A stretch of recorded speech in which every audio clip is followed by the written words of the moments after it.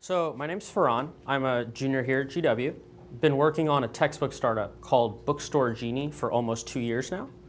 So I'm going to tell you a little story about how I got into this. When I was in early high school, I started doing Amazon affiliate marketing because my parents would not pay for me to have a CD player and M&M CDs. So that's sort of how I got started in areas involving marketing for different platforms and sort of connecting people to the vendors they want to purchase from. Now, I took that experience, and when I got to GW, I saw how expensive books were at the bookstore. And so I said, I should make a search engine or something of that sort to allow students to get cheaper books. That is not going to be a large part of the presentation today, but it is important because it allowed me to learn a lot about textbooks and about all of the inefficiencies in this market and the huge market opportunity that is available to us. So let's talk about the market opportunity. The market is $7.4 billion. I have no idea what that really means, but I'm told that it's a lot. Here are some CPI numbers. The bottom line right there is all items, which are going up at 3.9% a year. Medical care, 6%. Textbooks is growing at an average of 6.9% a year. And you can see that that blue line is exponential. So this 7.4 billion continues to get bigger at a faster rate every year. The only market growing faster than textbooks is college tuition. So how is the traditional textbook experience right now? A student goes into the bookstore that's in the Marvin Center down the street and pays $100 for a book. They then, if they're lucky, get to sell the book back for $10 for a total cost of $90. 3 years ago, this company called Chegg showed up and said, you know what, we're going to rent you your book for half, and then you just have to give it back to us when you're done. We are going to offer the same exact user experience that Chegg offers with one small twist, $25. So how are we going to do it? Here's a sequence diagram. The top is what's actually happening in regards to books and orders. The bottom is Bookstore Genie's cash flow. So first, a student comes to us and makes a rental order through our technology platform. They pay us $25 for that book, which is what I was saying on the last slide. We then take the $25 and say, we need to buy this book. So we get in touch with one of our vendors and purchase the book for $50. The vendor then ships the book directly to the student. Once the student receives it, they do lots of studying and hopefully do well on their exams. And then our platform sends them the information they need to send the book directly to our Amazon fulfillment warehouse. The Amazon fulfillment warehouse is a service where we essentially syndicate our warehouses to Amazon.com. And I'm going to get more into that later. But the big point here, as you can see throughout this process, Bookstore Genie has not touched the textbook. The student wanted it. Some other vendor sent it to them. They then sent it to Amazon. I have yet to touch it. And once the book gets to Amazon, Amazon is going to sell it for us. And they're going to sell it for $50 net. So that gives us a positive cash flow of $25. In summary, an investment of $25 leads to a return of $50 and a profit of $25, 100% of what we put in. So let's talk about some of the competition. So the main competitor is Chegg. They started renting books 3 years ago. They are credited with being the first company to do textbook rentals. They essentially created this industry. They currently have $219 million in venture financing. Year one, they had $10 million in revenue. Year two, $25 million. Year three, $150 million, which was last year. Their growth rate last year was 500%, and it goes up every year. Book Renter saw this huge opportunity and was like, wow, Chegg's making a lot of money. We should get some of it. So they started making partnerships with on-campus university bookstores and using that as their customer pipeline. They have $60 million in venture funding, had $30 million in revenue last year, and grew at a rate of 300% last year. So huge opportunity. and not a lot of competitors because it's just getting started. They have some weaknesses. First, Chegg bought a warehouse for $30 million. They have 50 employees running that warehouse year-round. On top of that, they have to hire temporary employees to take care of all the textbook orders during textbook purchasing season because it's a cyclical, seasonal business. All those costs, plus property taxes, insurance, it's way too much money. And our syndicated Amazon warehousing solution gets rid of those costs. Second is latent inventory. You buy books up front, you buy 100 books, and you say, I'm going to rent these books. There's no guarantee that you're going to get customers for all 100 books that you bought up front, right? It's just not possible. You're always going to have books lying around in your warehouse that you can't actually rent out at that time. We don't have that problem because we use the just-in-time inventory model. We make our order for the book after we find out we have a customer who wants it. No latent inventory. Third is textbook acquisition costs. Through various trade secrets we've formed over the last 2 years, we've figured out how to significantly lower our acquisition costs, which allows us to do this arbitrage where we put in $25 and get back $50 in a 4-month time frame. The long-term goal, this seems a little out of order, but it's important I bring this up now. The long-term goal of any company in this industry is to establish a customer pipeline. We are getting into this with price competition as our main reason for customers to use us. But that can't last forever. Inevitably, these companies will change their legacy cost structures and move over to our service, do the same thing as us, and we need another way to continue to have customers in the future. I'll talk about that soon. So let's talk about this warehousing solution. So Amazon started about 1.5 years ago, the solution where a company that already has a warehouse can send some of their stuff to Amazon. Amazon puts it in their warehouse, they list it on their site, they sell it, they send it to the customer with free Super Saver shipping or free 2-day shipping if you're an Amazon Prime user, which you probably are if you're a college student because it's free for college students, all that sort of thing. Our bent on this is we've created proprietary software for point-of-sale shipments to Amazon.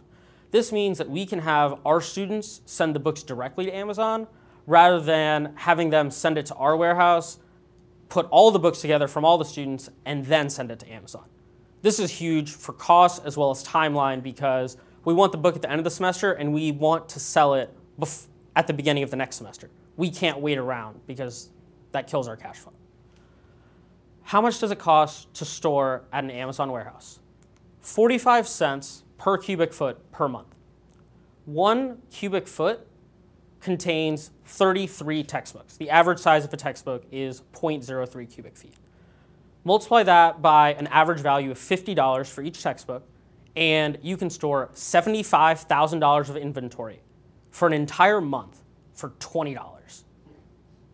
That's less than 30 million. So let's talk about latent inventory. Here is an Amazon product page for a textbook.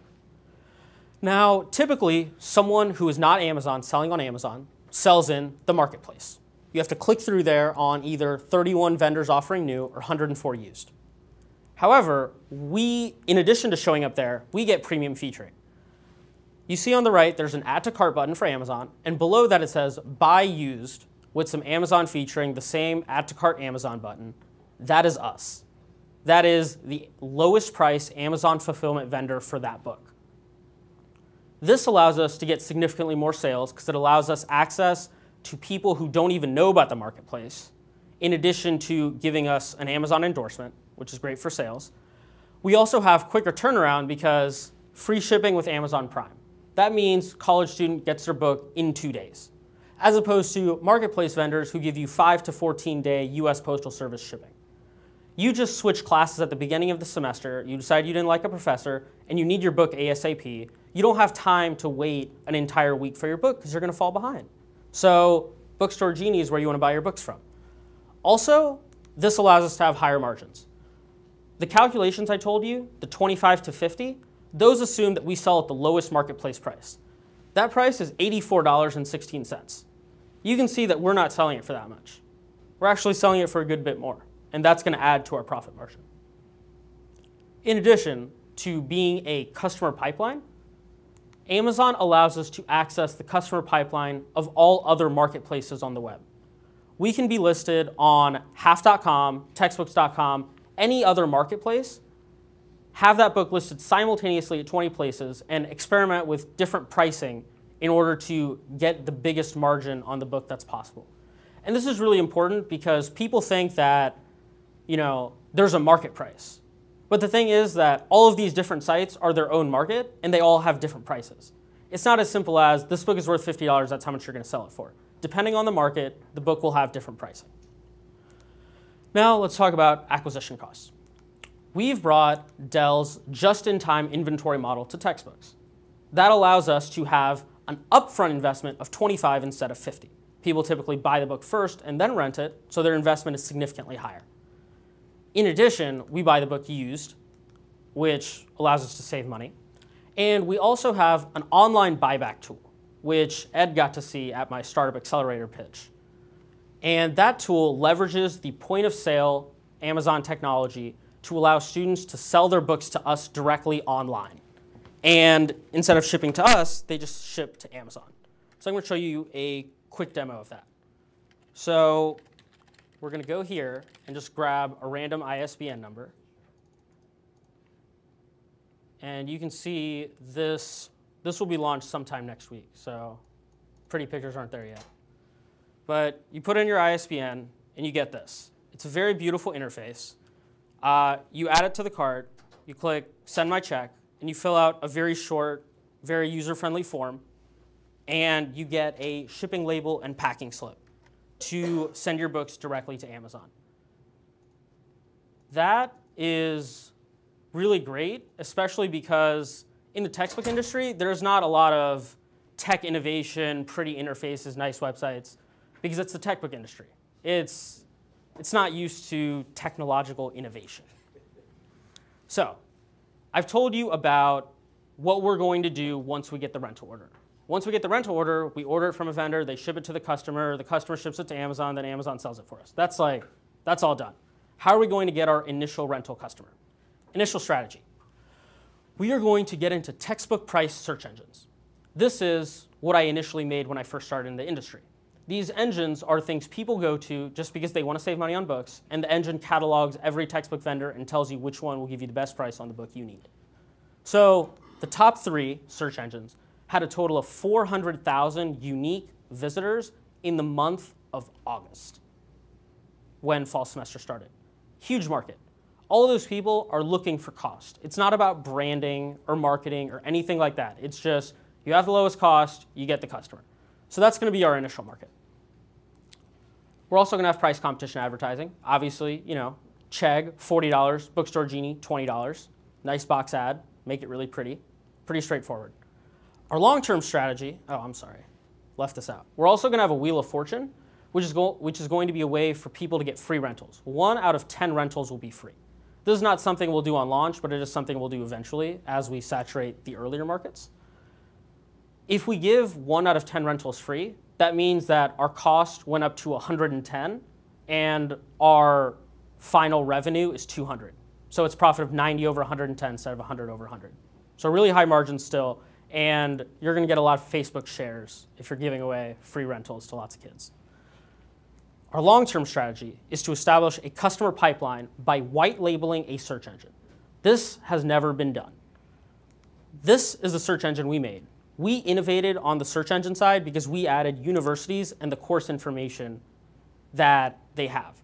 So essentially, rather than going to the university bookstore website, looking up each course, copying each ISBN number for the book, and then putting it into a search engine, all you do here is you put in your university on that first page, you put in your department, your course, your section, you add the course, then you add another one, then you add another one, and then you get to see all of them at once. And we even have these buy all buttons that allow you to say, if I only want to buy from one vendor, what's the best deal rather than buying from 10 different vendors. We're going to white label that and allow fraternities, sororities, college Democrats, college Republicans to blast that out to all of their chapters. We know this works because we made these partnerships at GW with the small chapter. We are now going to create a much more functional product, blast it out to the big guns. and have it branded with their organization name. This is going to be fantastic because you see we search all 4 categories: use, new, rent, ebook. For rentals, as well as for textbook buyback, we will be the exclusive vendor. And more importantly, we will be able to change the ebook engine and use it as a way to leverage against publishers as ebooks rise. This is extremely important because everyone needs a way to compete in the event that ebooks do start to rise. That's not happening anytime soon, but it will happen eventually. And this sort of positions us in the same way that Netflix was positioned to take advantage of video streaming, because they already had all the customers, they had the pipeline, and they just switched everyone over. So, management team.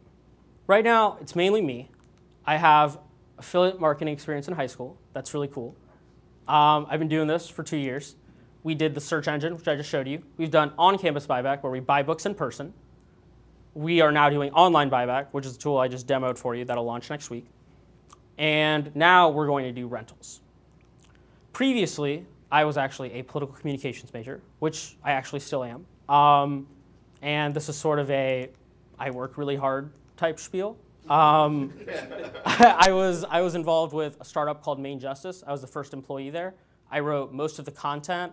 I, managed a bunch of the employees that came on after me, edited all of their content, wrote all the titles, wrote the excerpts, did the web page layout, did some of the coding on the back end, really just all over. I was also a field organizer for Obama right after I graduated from high school. Went down to Pensacola, Florida, did an internship at the General Counsel at Department of Energy, which didn't teach me enough about law, so Peter is going to help me out with that. And then I interned for a Senate press office. We've contracted some of our development work to Splash Networks, who you also know. And they've been helping us out a lot with getting a lot of our products launched. Here's some, and that's iStrategy Labs. We did the Startup Accelerator there, which there were over 100 applicants, and they took 21 teams, which was a two-day build session at the Microsoft building, which also got us a membership into Microsoft BizSpark, which I'm not really sure if there are any benefits to it aside from getting lots of free Microsoft software, which means I don't have to pay for Office, which is fantastic. But we did that. We pitched to a bunch of VCs, including Ed here. So that was a lot of fun, and we'll probably be in the next one, which is going to be in a month or so. Point is, get around, talk to a lot of people. Here's Jim. He's been very helpful. I found out about him in, I think, the first event he did was September, and I've been following him around ever since. And he surprisingly does not hate me. He's really helpful, and it's great. John Funge was our mentor for the competition. He's been extremely helpful, has provided lots of insights on how to take what I've figured out and figure out how to actually explain it to you guys. And third is Todd Perry. He was a teacher of mine in high school. He's actually been a software engineer for Palantir as well as for Facebook. So he helps me on the technical side. So why Bookstore Genie? We have created a proprietary methodology and technology platform that will allow us to never touch the textbook. And by virtue of never touching this textbook, we have the lowest cost, most efficient model in the history of textbooks, allowing us to offer customers the ultimate value proposition, $25. Thank you.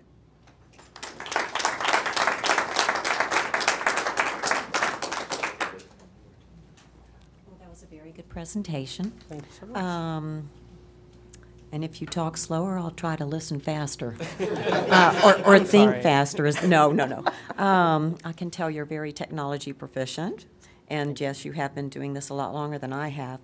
So the reason, and based on what you said, you don't touch the textbooks at all. Right. The other, your other competition, Chegg, and what was the other one? Book. Okay. Do they touch the books at all? They both operate warehouses. Chegg significantly more than BookRenter. BookRenter has an agreement with campus bookstores that allows them to get rid of a lot of their warehousing, but there are some problems with that. Those agreements are actually falling apart.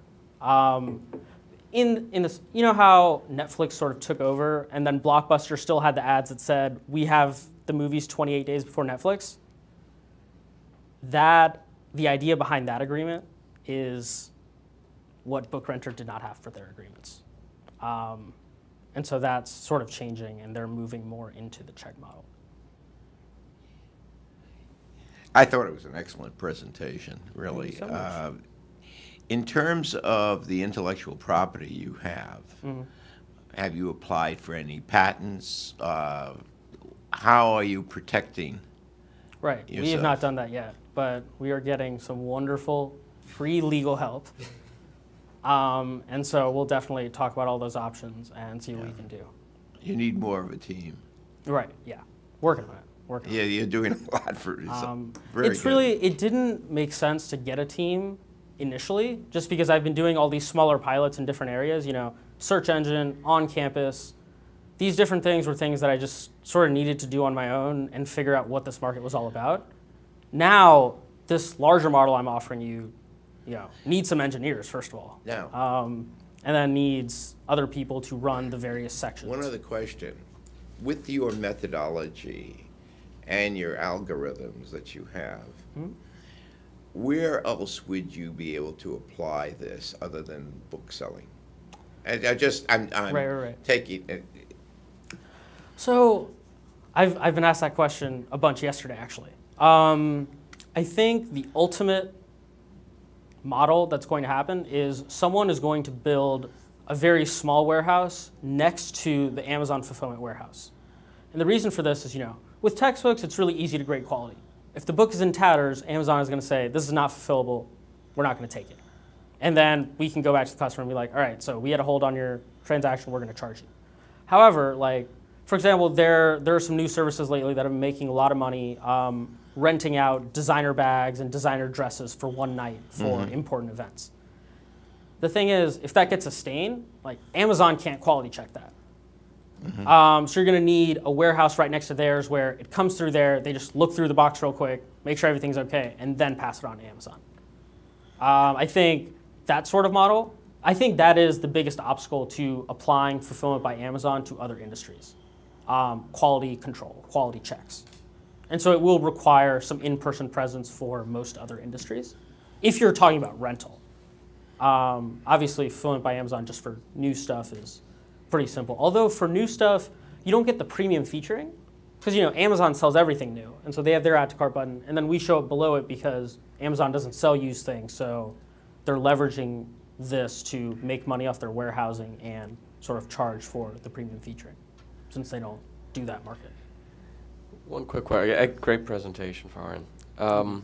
How do you deal with seasonality? I mean, obviously, textbooks are sold, and it's very spiky, sort of two big spikes during the year. What are your thoughts on that?